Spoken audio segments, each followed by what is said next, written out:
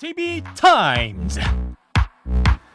더 막내 작가와 함께 시선 집중의 문을 열겠습니다. 어서 오세요. 네, 안녕하세요. 더막갑니다. 네, 휴가 잘 다녀오셨고요. 네, 처음부터 잘 안 맞네요. 네, 뭐 이렇게. 네, 저 팀 막내답게 제일 마지막에 다녀온 휴가였습니다. 촌철님들 그리워하면서 잘 쉬고 왔고요. 네. 저 잊으실 줄 알았는데 환영해 주셔서 너무너무 감사합니다. 많은 분들이 벌써 환영 댓글을 달아주시는데. 그러게요. 하나 읽어볼게요. 라디오 헤드님, 더마카 없어서 제비타임 일주일 쉬었습니다. 더마카 컴백과 함께 다시 제비타임 스타트라고 보내주셨는데 네. 감사합니다. 오, 쉬셨다고요? 왜 갑자기 또 기분이 묘해지네요. 네. 뭐 이런 제 팬도 한 명쯤은 있어야죠. 뭐 팬 많던데요, 보니까. 네. 푹 쉬고 오셨죠? 네, 우리 네. 제이비가 제 휴가지를 굉장히 궁금해했는데 제가 안 알려드렸죠. 네. 이준석 대표가 방문한 지역 중에 한 곳이랑 겹쳤습니다. 아, 그래요? 그리고 제가 있었던 시기랑 또 겹쳐가지고 제주 갔었구만, 제주. 그러니까 직접 달려가서 섭외를 했어야 되는데 그러니까 뭐 했어요, 거기서? 뉴스를 안 봐가지고 죄송합니다. 그래요? 아쉽네요. 자, 제가 여쭤볼겠습니다. 목소리만 지창욱, 우리 비대위원장이었던 안동진 PD, 그리고 헬마우스의 경쟁심에도 불구하고 제자리를 가장 위협한 분은 박지훈 변호사더라고요. 그래요? 네, 그래서 둘의 호흡이 착착 좋다. 박지훈의 제이비 타임이 부드럽고 더 좋다. 이런 댓글들 제가 가슴에 꼭꼭 담아뒀고요. 네. 제이비는 어떻게 매일 새로운 만남이 어떠셨어요? 뭐 좋았죠. 네. 라고 얘기하면 안 되는 거죠. 아니요, 뭐 솔직히 말씀하십시오. 삐질 거잖아요. 그럼. 아니요, 저는 제이비처럼 태평양이에요. 예, 네. AS 타임 가시죠. 네, 지난주 금요일 고발사주 의혹의 최초 제보자이면서 공익 제보자인 조성은 올마이티 미디어 대표와 손준성 검사에 대한 구속영장 두 번째 기각에 대해서 짚었습니다. 네. 조성은 대표는 안타깝지만 이렇게 될 거라는 걸 예상했다. 공수처가 고위 검사들의 범죄를 수사하겠다면서 철저하지 못하고 첫 단추부터 잘못 깨었다. 그러면서 공수처의 수사 기법, 수사 의지의 문제에 대한 문제를 살짝 흘렸어요. 네. 뭐 시기가 되면 공론화도 하겠다 이런 말도 남겼는데 주말 사이 이런 뉴스가 나왔습니다. 여운구 공수처 차장이 영장실질심사 당시 수사 전문가인 송 검사와 비교해서 공수처는 아마추어다. 네. 이런 취지의 언급을 했다고 하고 대장동은 한낱 경제범죄에 지나지 않지만 고발사주는 대장동 수사보다 훨씬 중요한 범죄 뭐 이런 말도 했다는 보도가 쏟아졌는데 네. 스스로 공수처 무용론을 자초하는 거 아니냐 이런 비판적인 기사들이 많이 나왔더라고요. 두 발언 모두 적절한 발언은 전혀 아니죠. 그죠? 훨씬 중요한 범죄인데 왜 그런 식으로 수사를 했대요, 그러면? 되묻고 싶은 거고요. 그거에 대한 답을 또 내놨잖아요. 우리는 아마추어이기 때문에. 뭐 그렇게 답을 내놓은 거라고 봐야 되는 거 아니겠습니까? 물론 이것이 뭐 공수처 무용론이나 폐진으로 연결이 될 건 아니죠. 아마추어부터 시작을 하죠. 프로죠. 그렇지 않습니까? 프로까지 가면 되나요? 네. 그렇게 가면 되는 건데 문제는 왜 이 장악 멘트를 이렇게 하는지를 모르겠어요. 그것도 다른 사람도 아니고 그러니까 구속영장을 청구한 대상자가 앞에 있는 자리에서 이 얘기했다는 거잖아요. 네. 뭐예요, 이 이야기가? 왜 이런 얘기를 왜 합니까, 도대체? 그러니까요. 전혀 적절하지 못한 그런 발언이었다고 평가를 해야 될 것 같습니다. 그러니까요. 아마추어든 프로든 어쨌든 뭐 이런저런 변명은 필요 없는 것 같고요. 수사로 보여줘야 할 것 같은데 과연 반전의 카드가 있을지 모르겠습니다. 네. 어쨌든 진행 중이니까 지켜보도록 하고요. 네. 뉴스와 분석이 함께하는 제이비타임즈 오늘 주목할 뉴스들 챙겨드리겠습니다. 첫 번째 뉴스는 오디오로 먼저 만나보시죠. 윤석열 후보와 이준석 대표의 단판은 어깨동무를 하고 만세를 부르며 끝났습니다. 극단으로 치닫던 양측의 갈등이 폭탄주와 함께 마무리되는 순간이었습니다. 거의 이준석 대표 계획 100% 그대로 거의 됐습니다. 추가 인선도 진행됐는데 김 위원장의 측근인 임태희 전 의원이 총괄 상황 본부장으로 발탁돼 선대위는 7명의 본부장 체제로 출발하게 됐습니다. 여기에 유명 피부과 의사인 함익병 씨 등 3명이 새로 합류해 공동 선대위원장은 모두 8명으로 늘어났다고 발표했습니다. 하지만 함익병 씨가 여자는 국방의 의무를 지지 않으니 권리를 4분의 3만 행사해야 한다. 독재가 왜 잘못된 것이냐고 말한 사실이 다시 알려지며 결국 인선안이 보류됐습니다. 혹시 나도 2014년에 그 발언에 대해서는 우리가 챙겨보지는 못했는데 여기에 김종인 총괄선대위원장은 김병준 상임선대위원장에 대해 불편한 감정을 드러내는 등 다소 불안한 모습을 보이기도 했습니다. 김병준 위원장님은 일종의 자유주의자로 볼 수 있고 경제에 대해서 큰 상식이 없는 사람들은 쉽게 얘기할 수 있는 것이 시장경제 내세워서 마치 자유주의자처럼 행패하는 거지. 네. 자, 주말 사이에 참 여러 가지 일이 있었죠. 네. 일단은 그냥 이 여러 가지 일을 한마디로 정리하면 봉합. 봉합. 네, 이렇게 이제 뭐 다수의 언론이 이런 식으로 표현을 하고 있던데요. 그 봉합의 결과 오늘 선대위 이제 발족식이 있게 되는 거 아니겠습니까? 네. 이제 그 세세한 내용을 조금 전에 이제 뉴스 오디오를 통해서 들어봤는데요. 자, 한번 정리를 좀 해봅시다. 별별 이야기가 다 나오던데 최대한 단순화해서 이 금요일 밤에 울산 회동, 그래서 오늘 선대위 발족까지 이어지는 과정에서 짚어야 되는 포인트 딱 2개만 짚어보겠습니다. 네. 첫째, 이준석 대표는 윤핵관, 그러니까 윤석열 측 핵심 관계자죠. 네. 이준석 대표는 윤핵관의 인사 조치를 방송 인터뷰 등에서 분명히 요구를 하지 않았습니까? 기억하시죠? 네. 그런데 금요일 폭탄주 회동 후에는 엄중 경고한 것으로 하겠다고 말을 바꿨습니다. 자, 그럼 누가 물러선 겁니까? 이준석 대표가 물러선 거죠? 그렇게 되네요. 네. 두 번째, 김종인 전 비대위원장이 총괄 선대위원장직을 수락하지 않았던 이유가 뭐였습니까? 김병준 상임 선대위원장 때문 아니었습니까? 이건 공지의 사실이었는데, 한데 금요일 총괄직을 전격 수락하면서 김병준 상임 문제를 정리를 했습니까? 안 했죠. 안 했죠? 그럼 누가 물러선 겁니까? 김종인 위원장? 자, 정리를 하면 윤석열 후보는 립 서비스로 면을 세워줬고 두 사람의. 네. 이준석 대표와 김종인 위원장은 돌아올 구실을 찾았다. 이렇게 정리를 하면 되는 거 아니겠습니까? 물론 이준석 대표와 김종인 위원장이 면을 세운 걸 넘어서 실권을 찾으려 할 것은 불을 보듯 뻔하다고 봐야 될 것 같습니다. 네. 그래서 김종인 위원장이 임태희 총괄 상황본부장이죠. 임태희 같은 사람을 이제 총괄 상황본부장으로 앉힌 것 아니겠습니까? 네.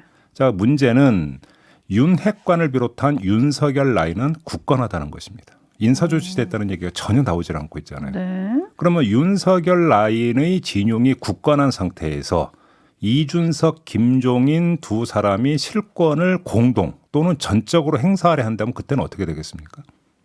이에 대한 답은 제가 내리는 게 아니라 홍준표 의원이 이미 내렸더라고요.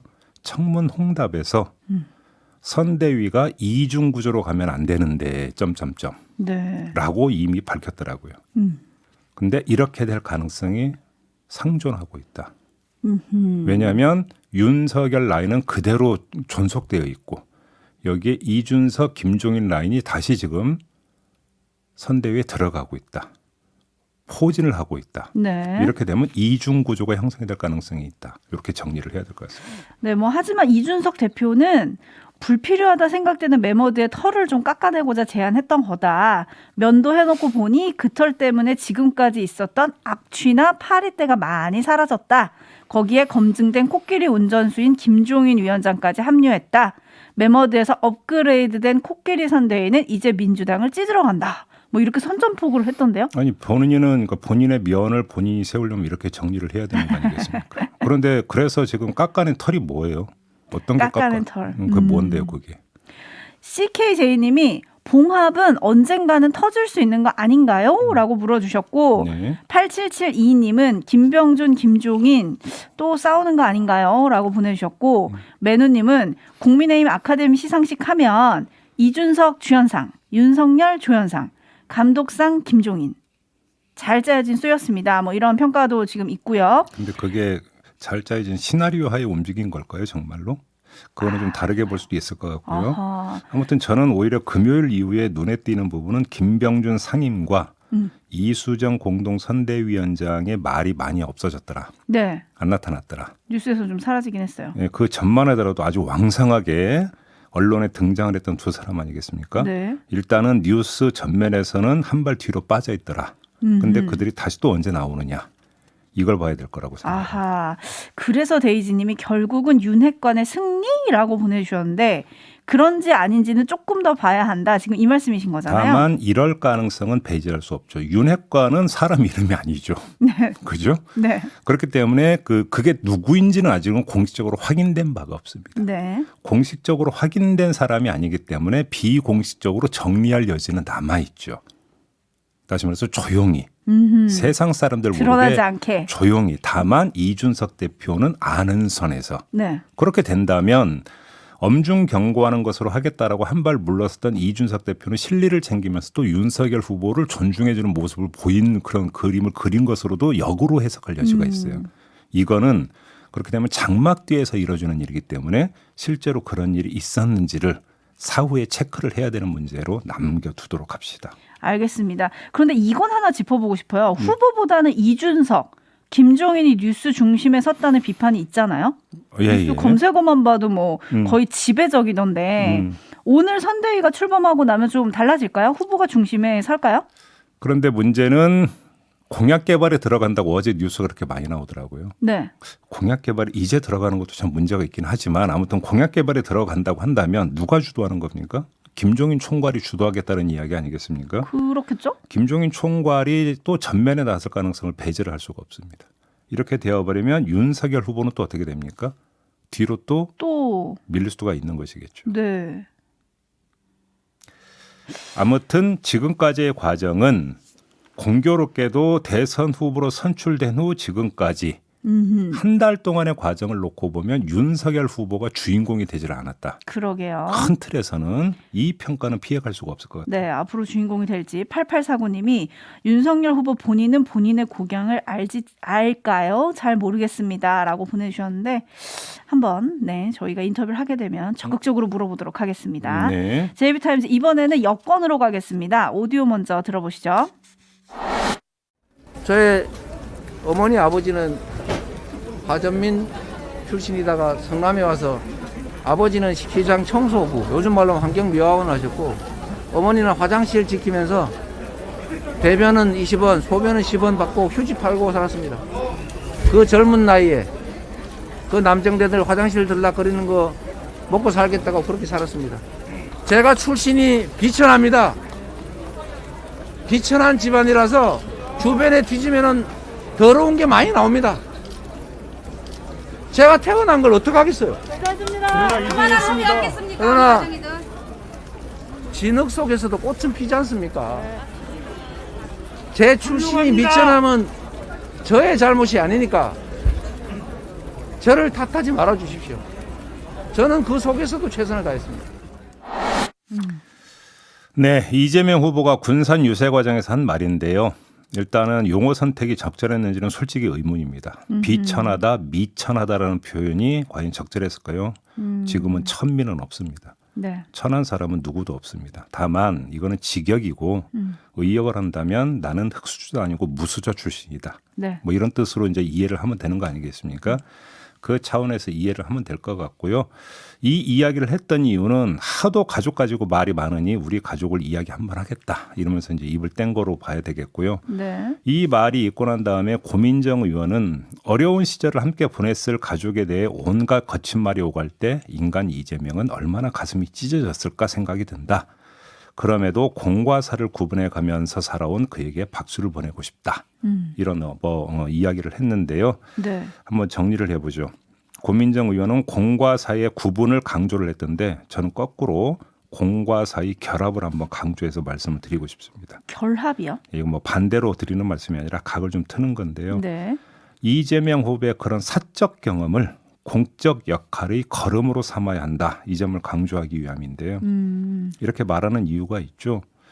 이재명 후보가 얼마 전에 원내대표단과 상임위원장들과 함께 민생개혁입법 추진 간담회를 가진 적이 있었습니다. 이 자리에서도 전해드린 바가 있었는데 그 뒤 민주당이 오늘 정책의원총회를 연다고 합니다. 그래서 이재명표 법안 입법 전략을 논의를 한다고 하는데 개발이익 환수 관련법이나 전두환 추징법이 주된 아마 의제가 될 거라고 그러니까 이런 전망이 나오더라고요. 그런데 잘 보면 그건 어찌 본다면 비천한 반대편에 대한 규제이지 비천한 지방과 그 자식들을 위한 제도에 최소한의 평등을 기입하는 법안은 아니라고 봐야 되겠죠. 이재명 후보가 어제 거리두기나 방역이 강화되면 오히려 이익이란 생각이 들 정도로 정부의 대대적 지원과 보상이 있어야 한다 이렇게 했던데 오히려 이런 데 이제 방점을 찍어야 되는 게 아닌가 싶은 생각이 좀 개인적으로는 듭니다. 네. 근데 이 말 다음에 이재명 후보가 내놓은 방법이라고 하는 게 뭐냐면 정부의 제안에서 관찰해달라 이런 거더라고요. 입법으로 가겠다는 건 아니겠죠. 그런데 입법의 여지도 있는 거 아니겠습니까? 네. 제도를 정비를 해서 기획재정부를 바짝 조일 수 있는 방법이 있는 것 아닙니까? 그것을 하지 않고 예산만 가지고 이야기를 하면 또 기재부의 어떤 주도권 행사는 불을 보듯 뻔한 것이니까요. 이건 하나의 예로 지금 드리는 말씀인데요. 네. 그래서 드리는 말씀인데 이번 가을 정기국회는 며칠 있으면 회기가 끝나게 됩니다. 자, 그럼 내년 3월 대선까지 국회는 올스톱, 휴업에 들어가는 겁니까? 그래서 이재명 후보의 이른바 비천한 자들을 위한 지원은 입법이 아니라 공약으로 다시 말해서 비유를 하자면 현찰 박치기가 아니라 어음 끊는 것으로 전환되는 겁니까? 언제 돌아올지 모르는. 그렇죠. 아니면 대선 전이라도 원내 다수 의석을 갖고 할 건 해야 되는 거 아닙니까? 네. 이 말씀 좀 드리고 싶어서 오늘 이 뉴스를 좀 픽해봤습니다. 그러니까 걸음으로 삼아서 그죠? 네. 사적인 그런 삶들을 걸음으로 삼아서 공적인 것들을 좀 잘 만들어 주셨으면 좋겠다 이 말씀을 하시는 건데 그러니까 당장 할 일을 하자 이 얘기시잖아요. 그렇죠. 이게 사실은 여당이 가진 무게이기도 한데 이거는 또 여당이 뒷받침을 해줘야 되는 거 아닌가요? 그렇기 때문에 그 오늘 뭐 정책의총도 열고 하는 건데요. 문제는 지금 여당이 가질 수 있는 가장 그 훌륭한 퍼포먼스는 제가 볼 때는 입법이라고 생각합니다. 근데 지금 여당 안에서 대선을 앞두고 입법 드라이브를 걸면 그게 또 독주로 비춰지고 네. 그래서 대선에 마이너스가 되는 거 아니냐. 이런 목소리가 나온다라는 이야기를 저도 접한 바가 있었어요. 네네네. 근데 그 독주냐 아니냐를 가르는 것은 얼마만큼 지금 이재명 후보가 이야기했던 민생에 천착한 법안이냐 아니냐. 거기서 가려지는 것이지 그거를 여당이 주도해서 처리했다 안 했다라는 행태로 가려지는 건 아니다. 이 네. 점만 분명히 말씀드리겠습니다. 데이지님이 이러다 김종인이 먼저 재난지원금 선수치겠는데요? 라고 보내주셨습니다. 네. 네, 아무튼 앞으로는 정책 경쟁이 될 것 같은데요. 어떻게 해야 되는지 좀 지켜보도록 하죠. 네. 뉴스와 분석이 함께하는 JB타임즈 다음 주목할 뉴스는 어떤 건가요? 직장갑질 119와 공공상생연대기금이 직장인 1,000명을 대상으로 9월 7일부터 14일까지 설문조사한 결과가 나왔는데요. 21.4%가 직장 내 괴롭힘을 신고했다는 이유로 불리한 처우를 당한 적이 있다고 응답을 했다고 합니다. 어허. 또 다른 통계.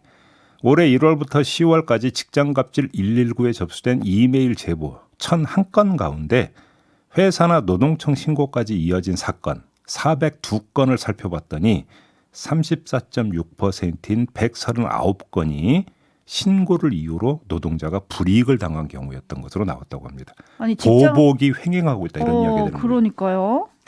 그러니까 보복 행위가 버젓이 이루어지는 주된 이유가 뭐냐 이걸 봐야 될 것 같은데 네. 직장 내 괴롭힘 사건의 특성을 일단 봐야 될 것 같습니다. 대부분이 갑에 의한 괴롭힘이라고 봐야 되는 거 아니겠습니까? 따라서 사건의 진상조사도 갑에 의해서 봉쇄될 가능성이 그만큼 크다라는 거고요. 네. 이 때문에 수사기관이나 노동감독기관이 나서도 제대로 된 진상을 밝히지 못하는 경우가 많고 진상이 밝혀지지 않으면 그 다음에 갑이 어떻게 나오느냐? 무고 등으로 역으로 사법적 되치기를 가해버린다는 거죠. 나아가서 회사 내 인사조치 등으로 보복으로 이어진다 이런 이야기가 되는 건데 실제로 고용노동부 통계에 따르면 올해 1월부터 8월까지 직장 내 괴롭힘 신고 사건 4,301건 가운데 피해 신고 후 불이익을 당한 경우와 관련해 검찰의 기소 의견으로 사건이 송치된 건수는 15건에 불과했다. 아하. 간단히 말해서 직장 내 괴롭힘 신고는 사회적인 목숨을 걸고 해야 하는 일이 되어버렸다. 아니면 보복당한다. 이런 이야기가 되는 것이죠. 아니 법이 만들어졌어도 이렇게 보호받지 못하는 현실 그럼 어떻게 해야 될까요? 이것을 그 괴롭힘을 당한 사람 혼자 노력한다고 되는 문제가 아니고요. 전혀 아니죠. 예. 그렇죠. 수사기관이나 노동감독기관이 정말 내 일처럼 발벗고 나서느냐. 일단 여기서부터 해법을 좀 찾아봐야 될 것 같습니다. 그러게요. 네. 안타까운 소식이네요. 자, 이렇게 마무리하죠. 더마카 수고하셨습니다. 고맙습니다.